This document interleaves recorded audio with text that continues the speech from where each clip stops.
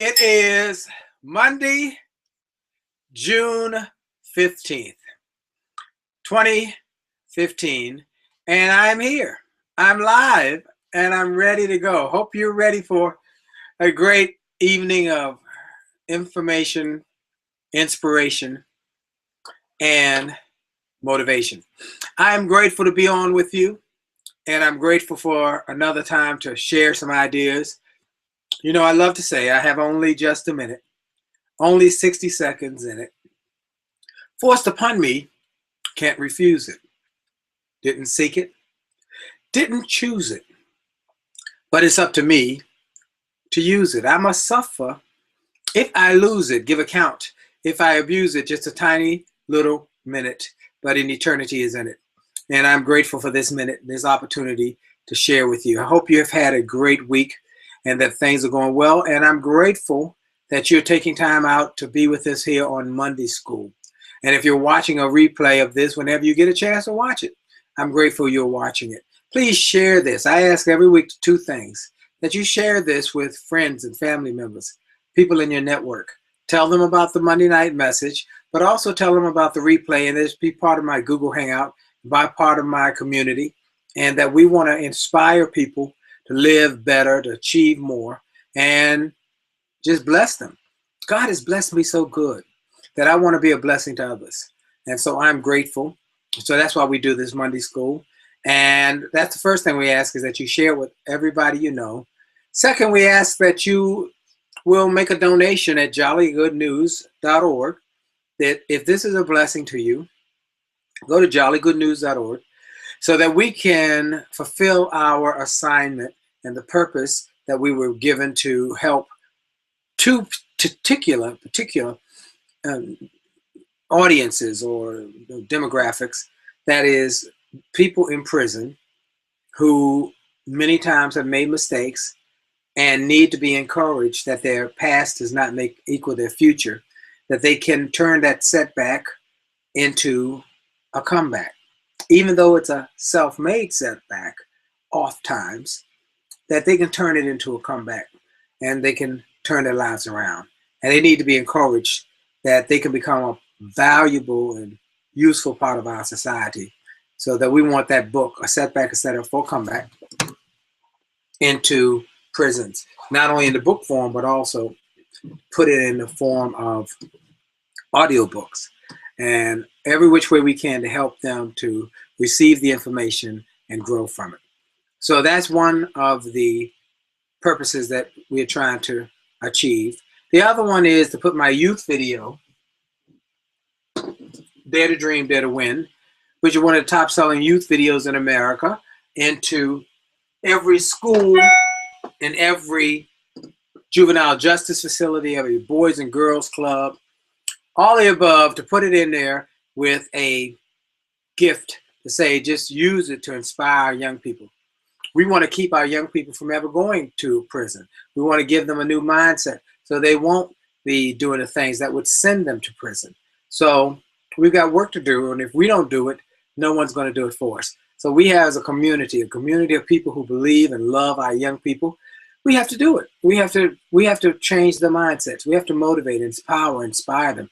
And so this program, this Dare to Dream, Dare to Win youth video, is a tool that can help that. And we've had so many schools, PTAs, who have said that had a profound impact. So those are what I want to do, and I want to make enough copies to donate the book, the audio book, and the DVD to schools and to juvenile justice facilities and to prisons and to rehab facilities and to halfway homes, all the above, where we can just filter it in that this is going to be a great rest of your life. So if you would be so kind to join me in that effort. Tonight, I want to talk to you on a message I shared yesterday at a church. Now, I shared this message about a month ago at the First Baptist Church of Lincoln Gardens in New Jersey. And yesterday I spoke at another Men's Day, and they asked me to share that message. And I said I'd be happy to, but I put some new parts and pieces into it. But it is a profound message talked about one man or woman can make a difference. One man or woman can make a difference. And I love to read from this scripture that kind of gave me my placement in terms of this message. The scripture is from Romans, the 5th chapter, the 18th and the 19th verse. In Romans, it says so wonderfully. I love this 5th chapter of Romans. I was reading it the other morning, and I just was overwhelmed when I finished reading it. How wonderful, how much it was a blessing. It says in Romans, the 5th chapter, in the 18th verse. Well, in fact, I'm going to read a little before that. I'm starting reading at the 15th verse. But the free gift is not like the offense. For if by the one man's offense many died, many more the grace of God and the gift of by the grace of the one man, Jesus Christ, abounded to many. And the gift is not like that which came through the one who sinned, for the judgment which came for one offense resulted in condemnation. But the free gift which came from many offenses resulted in justification. For if by the one man's offense death reigned through the one, much more those who receive abundance of grace and of the gift of righteousness will reign in life through the one, Jesus Christ. Therefore, as through one man's offense judgment came to all men, resulting in condemnation, even so through one man's righteous act the free gift came to all men, resulting in justification of life. For as by one man's disobedience many were made sinners, so also by one man's obedience many will be made righteous. Ooh, I love that. Now let me read it to you from the Message version.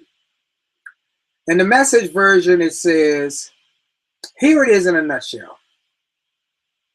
Just as one person did it wrong and got us in all this trouble with sin and death, another person did it right and got us out of trouble with sin and death.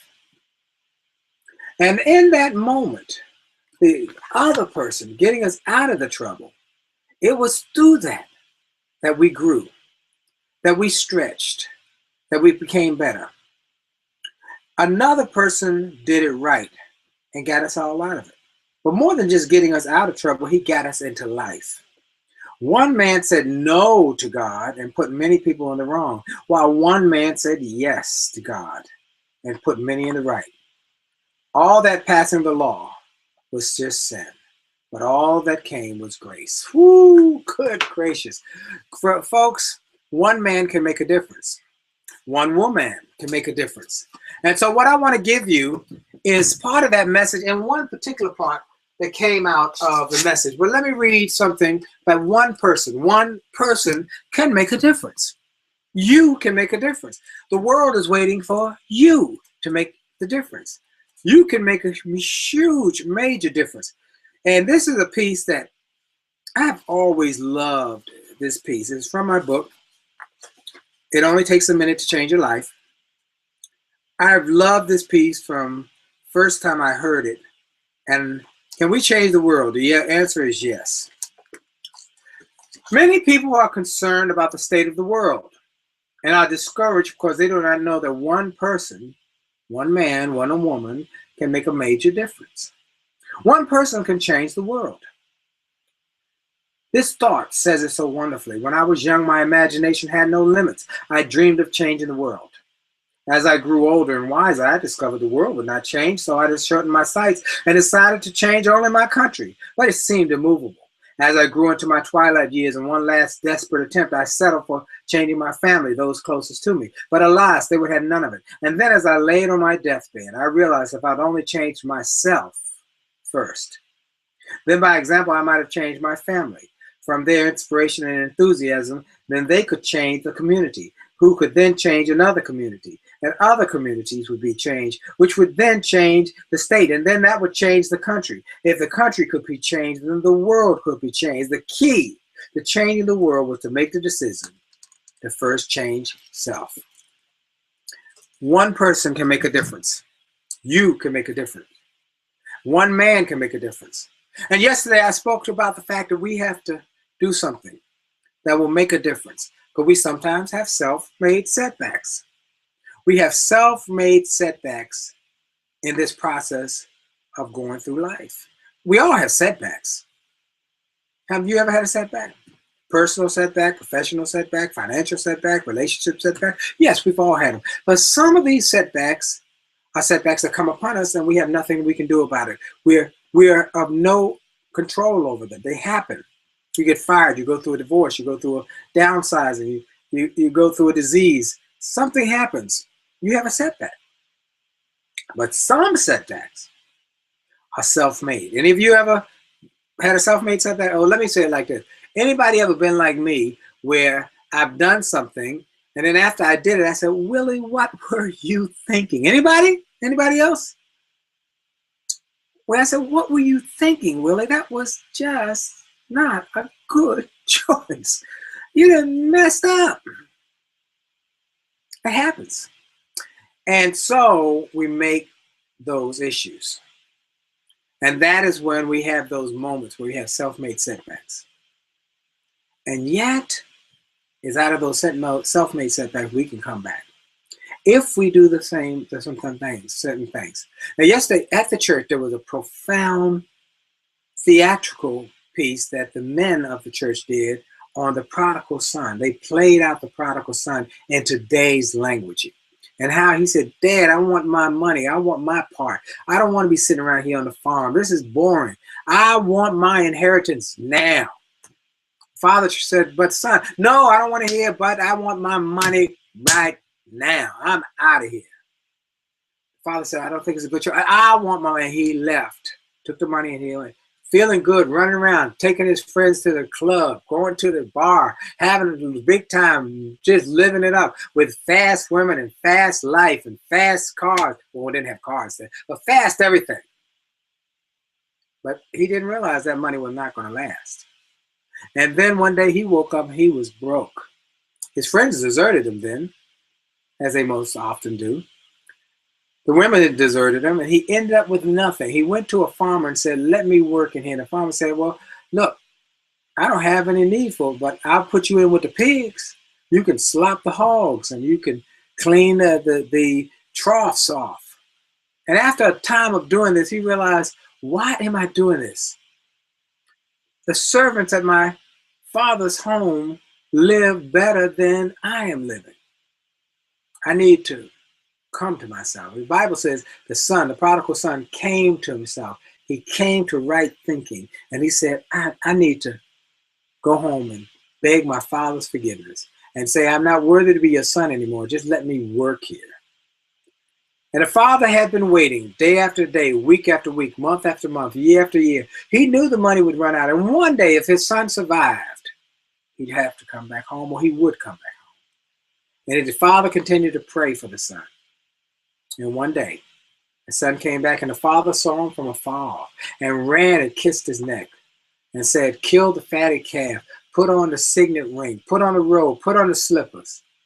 My son who was lost is now found. He was dead and now is alive. And they started a big party. Well, the other brother was out in the field working diligently, had been working diligently the whole time. And he heard the music and the dancing. And he went to one of the servants and said, what's with all the noise? What's with all of the partying? What's with all of that? They said, your brother is back. And your father's having a big party. And the other brother was livid.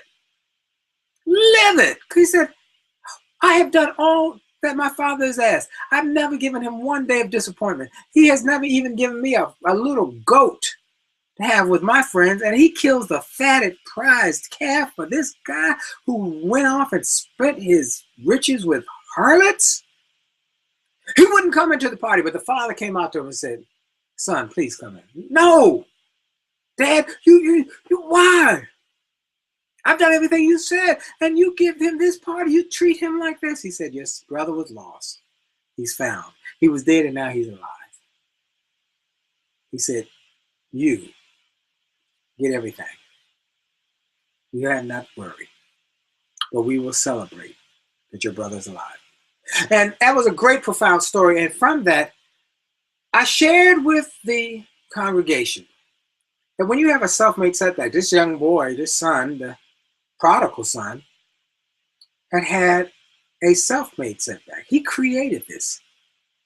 But what do you do to go forward when you found yourself in that self-made setback situation? I'm going to give you 4 things I shared with the audience yesterday. Face it, trace it, erase it, replace it. First, you got to face it. Face the fact that you did this. It's a setback. You're in the situation. You got to take action now. You got to move forward and fix it. See, if you cannot face it, you'll never be able to fix it. So face it. Many people put their head in the ground like an ostrich when they're having hard times and think that they don't want to see it. They don't want to see it. They don't want to face it.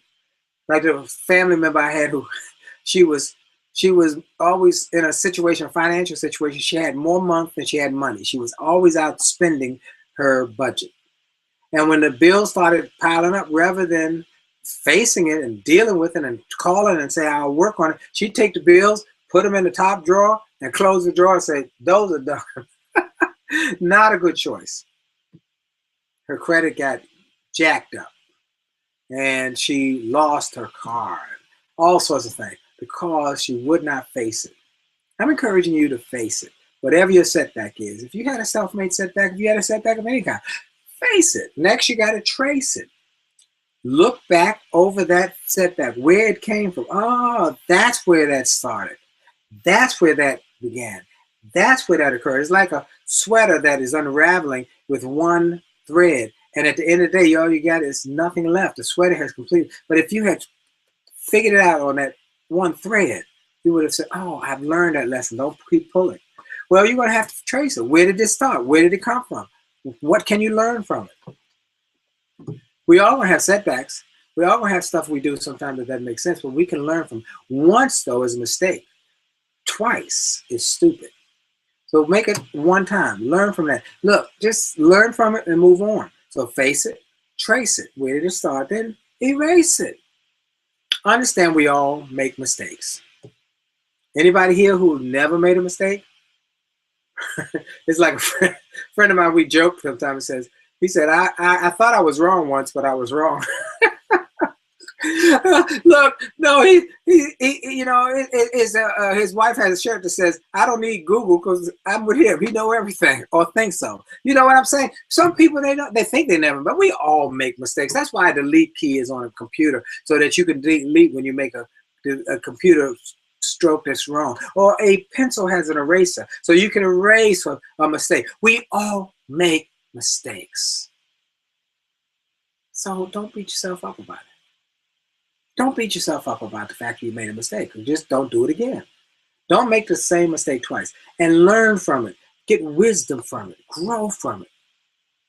So once you face it, then trace it, then erase it. Don't beat yourself up.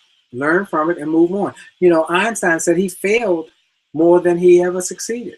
And Edison said he failed 10,000 times at creating the light bulb, but he didn't see it as failures. He saw it as learning lessons on how to get to the goal. Just keep learning. Keep growing. Don't make the same exact mistake.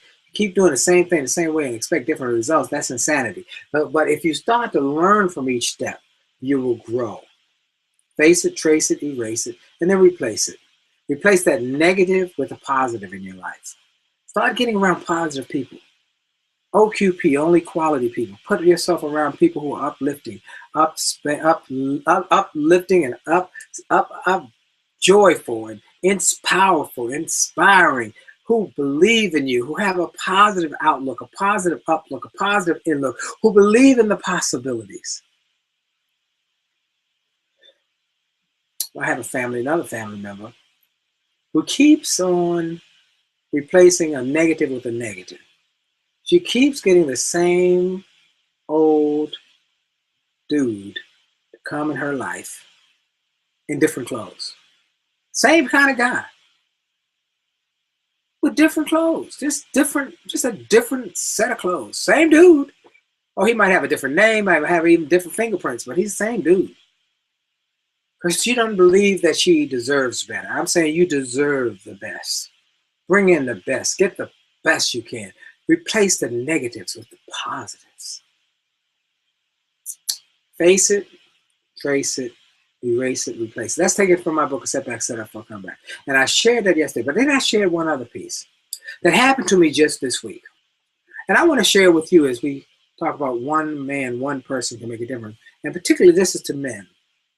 This message is to men because it was such a profound experience for me to have this conversation. I spoke at another church a couple of weeks ago. And one of the deacons there came up to me afterwards and said, I really need your help. I'd like to talk to you. I have something I need with my son. So I gave him my card. Said, be in touch. Send me an email. I travel a lot. Best way to reach me, email. Well, he sent me an email. I was out of the country. And I responded and said, I'll be back on in about 2 weeks. Hit me after the 11th or after the 10th. Anytime after the 10th.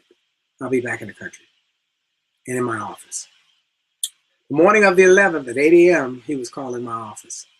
He was serious about it. And so I returned the call. And when I finally talked to him, I said, how can I help you? He said, I have 2 sons in private school. And I'm behind in the tuition. They're about to lose their scholarship. And I need some help. He said, could you give me some resources? I know you know a lot of people. Some resources of people who might be able to help me. I said, well, tell me more about this. And he told me the school, and I happened to know the school because my son had gone to that school. It's a very prestigious prep school.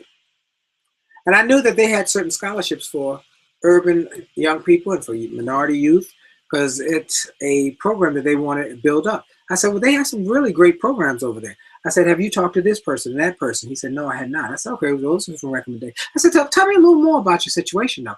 Well, why have you gotten in this situation where, maybe you're behind? What's going on in your life? He said, well, I lost my job. I'm out of work. I said, okay, I'm sorry to hear that, but tell me more. He said, well, I've been out of work since February 2014. Now, this is June 2015. I said, okay, you've been out of work since February 2014. That's a year and March, April, May, almost 4 months. Were you married? Yeah. Your wife, is she wealthy? No, she's a medical tech. I said, she's bringing in the only income? Yes. And you haven't gotten another job? No. I said, okay. Well, let me ask you a question. How many resumes did you send out yesterday? None. How many phone calls did you make yesterday? None. How about the day before that? None. Okay. So let me make sure I've answered all your questions. I got all the information. I said, now let me tell you about where you should go for the scholarship. Here's some recommendations. One, for scholarship. I gave them the name of the people at school. I gave them some other resources and said, those are my answers to that. Now let me talk to you about your financial situation. I said, my friend, it's time for you to put on your big boy pants and take care of your family. A year and a half of not working is not acceptable. Put on your big boy pants, man up, and go take care of your family. He said, but I can't get a job doing what I said, I understand that. Who said you had to get a job doing what you did before? Maybe you got to go to Walmart. Maybe you got to go to McDonald's. Maybe you have to drive an Uber. Maybe you have to do some security. I don't care what you got to do, but it's your responsibility as the man of the house, the head of this household, to take care of your family. And then at church, I said, I want to ask everybody, how many of you in a generation before now, your parents or your grandparents, the father, the head of the household, the man in that house, often worked 2-3 jobs to take care of the family? And almost every hand went up. My wife, Hannah, her dad was a preacher. He ran a grocery store. He was a barber. He had 3 jobs. And before that, he worked in the shipyard in Norfolk, Virginia. He would always have 2 to 3 jobs to take care of his family. And it was so interesting. A couple nights ago, I saw my uncle, who I saw at a dinner, and I asked him how one of my cousins was doing. He said, he hasn't figured it out. That it's his responsibility as the man of the household to do whatever it takes, to work the extra job, to go get an extra job, whatever it takes to take care of your family. And so I'm saying to men, sometimes in this new era, we forget to put on our big boy pants. And I'm saying it, any and every man. I know it's hard. I told the gentleman, I know it's hard when you lose your job. I know it's disappointing. I know it's challenging. I've been there. But that kick in the gut feeling where the wind is knocked out of you. But you can't stay on the ground forever. You got to get up. You got to dust yourself off. And you got to put on your big boy pants and go back in the ring and keep on fighting. And so I'm saying, you got to face it, trace it, erase it, replace it. Because one man can make a difference. One woman can make a difference. You might be a single mom. It might have been a tough year. I'm saying put on your big girl pants. Big boy pants, big girl pants. But I'm saying it's time for us to fight. Get back in the ring. Dust yourself off. And get back fighting. I might have shared this story before, but I shared it again yesterday, and I think it's appropriate for us to close on. A few weeks ago, I had an experience I'd never had before. I was on my way into a speech in a room. I'm walking down the stairs into the ballroom where I'm speaking. It has some marble steps, and I had some new shoes on, and I slipped, and I fell literally down the steps. I bounced down, boom, boom, boom, boom, and everybody, I jumped up, brushed myself off, went to the podium. So, ladies and gentlemen, I'm glad to be here to give you my speech. Before I do, I got a story for you. I tell you a story about a woman who was a teenage mother. She had her first child at 15, had another child at 19. She didn't finish high school. She decided that she wanted a better life for her children, so she said, I've got to get a job. She saw an ad in the paper for a Girl Friday at a real estate office.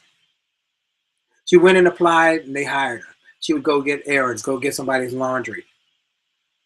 She kept doing that, and she was excellent. She really worked hard. She was always a little early, stayed a little later, and they liked her. Soon they bumped her up and gave her a promotion to become an assistant receptionist. And then eventually to become the receptionist. She kept working hard, but she said, I got to do it for my children. One day she saw one of these, she kept seeing these big realtors drive up with the fancy cars, and she asked one of them one day, what does it take to be a realtor? Do you have to have a college education, college degree? No.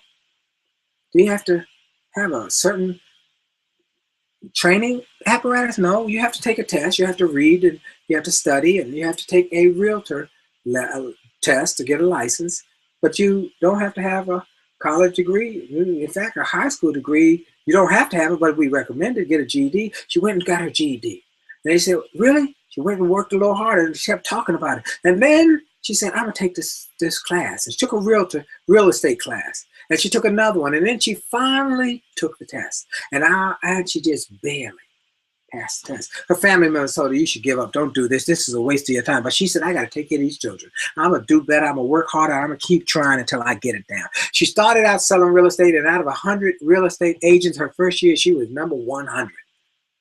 She just barely made it through that year.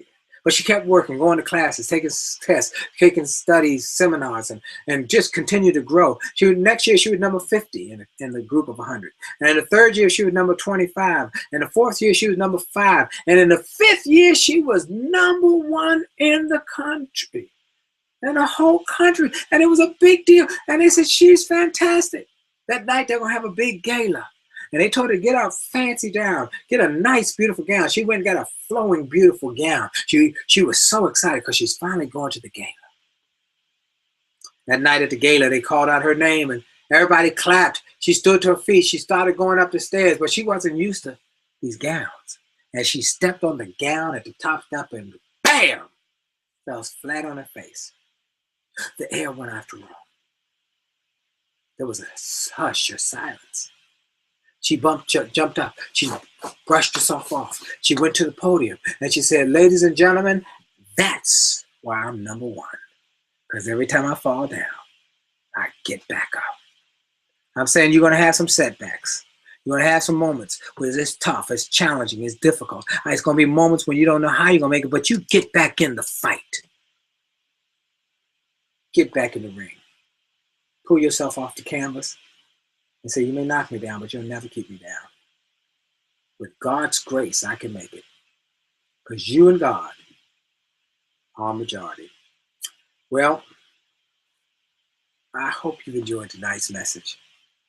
If you have, and this is a blessing to you, please go to jollygoodnews.org. Make a donation so we can work on these programs that we've been assigned to do, get these books in the prisons, audio books in the prisons, and the youth video in the schools and in juvenile justice. Tell your friends, everyone you know, about these Monday night messages.